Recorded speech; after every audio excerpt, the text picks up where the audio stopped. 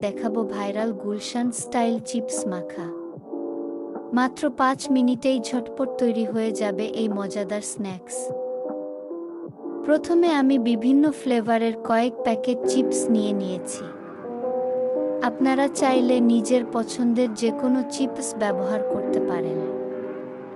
এবার একটি মাঝারি আকারের পেঁয়াজ খুব ছোট করে কুচি করে নেব। এরপর 4-5টি কাঁচা মরিচ এবং সামান্য ধনেপাতা কুচি করে নেব। সব উপকরণ যতটা সম্ভব ছোট করে কেটে নিলে খেতে আরও ভালো লাগবে।